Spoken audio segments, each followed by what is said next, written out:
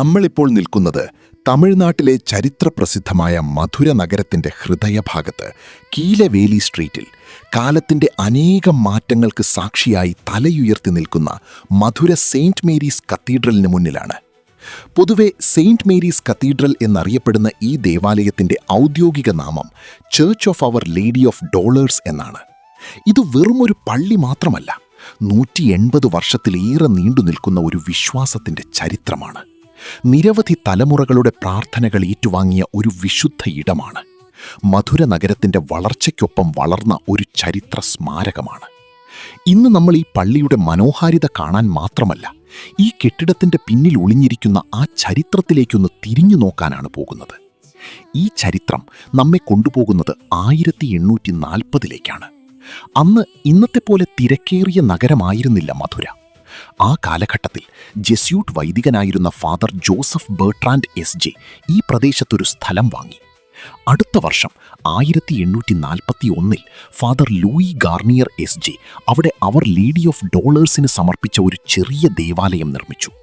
അത് ഇന്നത്തെ ഈ മഹത്തായ കത്തീഡ്രൽ ആയിരുന്നില്ല, വളരെ ചെറിയ ഒരു പള്ളി. പക്ഷേ അതായിരുന്നു ഈ ചരിത്രത്തിൻ്റെ ആദ്യ അധ്യായം. ഈ ചെറിയ ദേവാലയത്തിൻ്റെ ചുറ്റുപാടിൽ ഏകദേശം 30 കത്തോലിക്ക കുടുംബങ്ങളെ താമസിപ്പിച്ചു.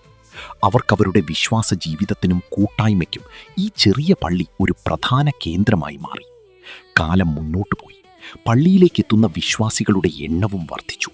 1855ഓടെ ഈ പ്രദേശത്തെ കത്തോലിക്കരുടെ എണ്ണം ഏകദേശം 600-ൽ നിന്ന് 2500-ആയി ഉയർന്നതായി മധുര അതിരൂപതയുടെ ചരിത്രരേഖകൾ പറയുന്നു. ഒരു ചെറിയ പള്ളിക്ക് ഇത്രയും വലിയൊരു വിശ്വാസ സമൂഹത്തെ ഉൾക്കൊള്ളുക എളുപ്പമായിരുന്നില്ല. അതിനാൽ പള്ളി വീണ്ടും വീണ്ടും വികസിപ്പിക്കേണ്ടി വന്നു. പിന്നീട് പള്ളിയുടെ നിർമ്മാണത്തിൽ കൂടുതൽ മാറ്റങ്ങൾ വന്നു. പള്ളി വികസിപ്പിക്കപ്പെട്ടു. റോമൻ ശൈലിയിലുള്ള ഉയർന്ന മണിമാളികകൾ പള്ളിയുടെ രൂപത്തിന് കൂടുതൽ ഭംഗി നൽകി.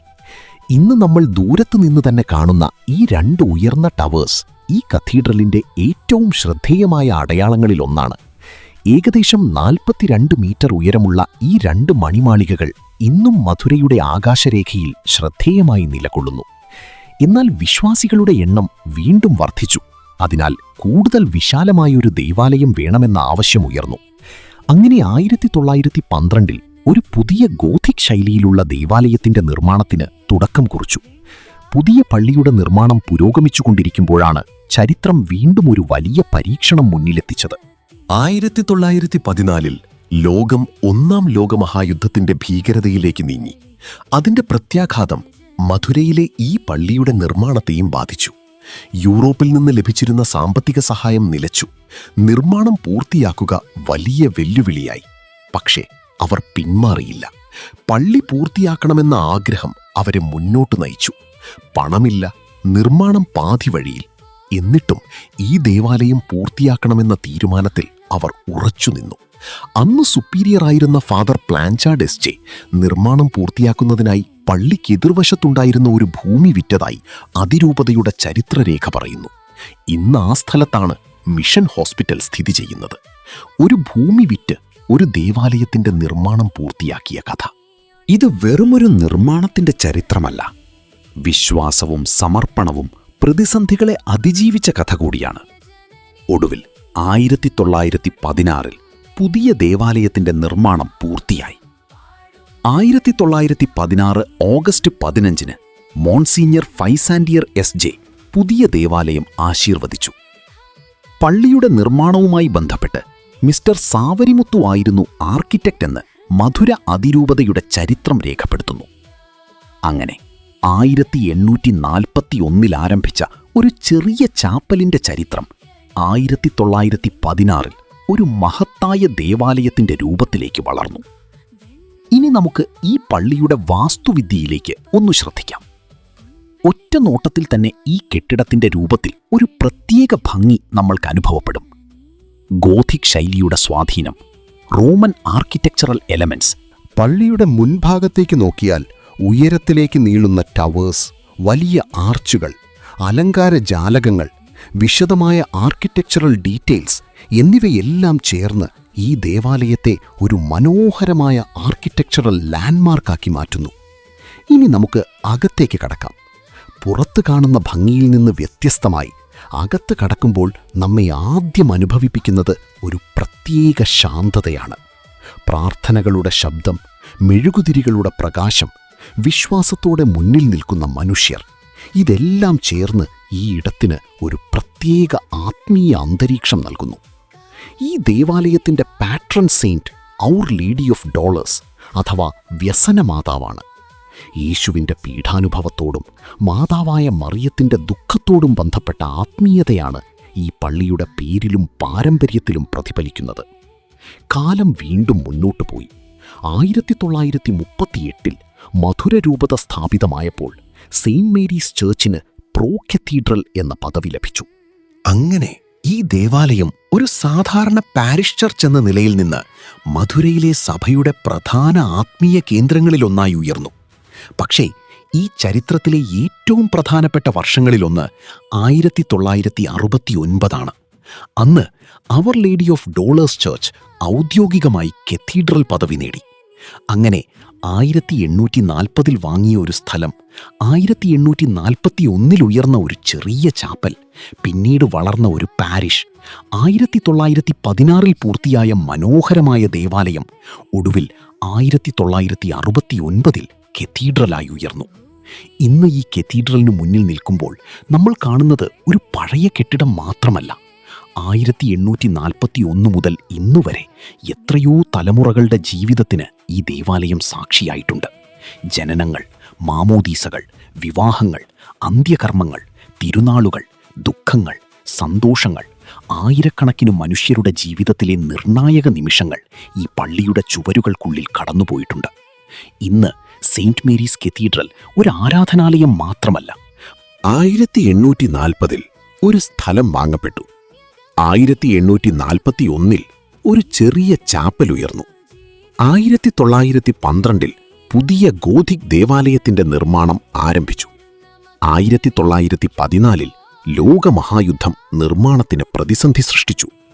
1916 പുതിയ ദേവാലയം പൂർത്തിയായി. 1938 പ്രോ കത്തീഡ്രലായി ഉയർന്നു. 1969 കത്തീഡ്രൽ പദവി നേടി. ഇന്ന് 180 വർഷത്തിലേറെ നീണ്ട ആ ചരിത്രം ഇവിടെ തുടരുകയാണ്. മധുരയുടെ തിരക്കേറിയ നഗരജീവിതത്തിനിടയിൽ കാലത്തെ അതിജീവിച്ച് ഇന്നും ഉയർന്നു നിൽക്കുന്ന ഈ മണിമാളികകൾ നമ്മോടൊരു കഥ പറയുന്നു. ഒരു കെട്ടിടത്തിൻ്റെ കഥയല്ല, വിശ്വാസത്തിൻ്റെ കഥ, പ്രതീക്ഷയുടെ കഥ, തലമുറകളിലൂടെ കൈമാറപ്പെട്ട ഒരു പാരമ്പര്യത്തിൻ്റെ കഥ. സ്വർലോകം വാഴും രാജ്ഞി,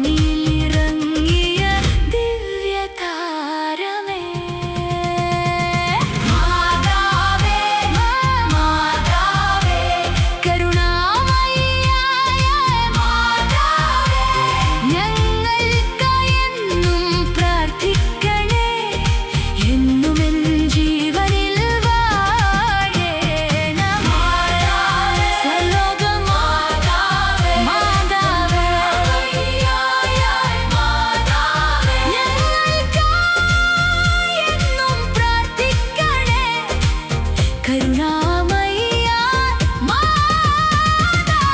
സ്വർലോകം വാഴും രാജ്ഞിയേ, എൽറൂഹാദൻ പ്രിയമണവാട്ടിയേ, സ്വർണ്ണനിലാവിൻ തിരുനിറമായി വിണ്ണിലിറങ്ങിയ പൊന്മുത്തേ, സാത്താന്റെ ശിരസ്സു തകർക്കുവാൻ മണ്ണിലിറങ്ങിയ ദിവ്യതാരമേ. സ്വർലോകം വാഴും രാജ്ഞിയേ, എൽറൂഹാദൻ പ്രിയമണവാട്ടിയേ, സ്വർണ്ണനിലാവിൻ തിരുനിറമായി വിണ്ണിലിറങ്ങിയ പൊന്മുത്തേ, സാത്താന്റെ ശിരസ്സു തകർക്കുവാൻ മണ്ണിലിറങ്ങിയ ദിവ്യതാരമേ. സ്വർലോകം വാഴും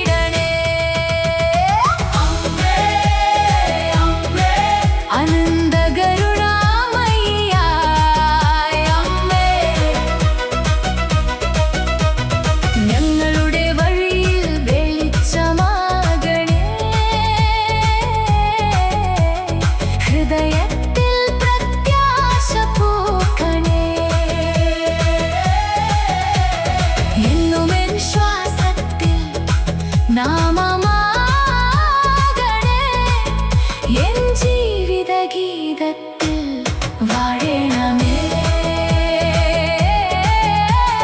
കരുണാമഴയായി വരുമമ്മേ നിൻ പൂങ്കാവൽ മാതാ നീലാകാശത്തിൽ പൂത്ത ചന്ദ്രിക തിരുമുഖത്തിൻ ദിവ്യപ്രഭ ജീവിത വഴിയിൽ കൈപിടിക്കണേ ജീവന്റെ ദീപമായി വാഴണമേ അമ്മേ അമ്മേ അമ്മേ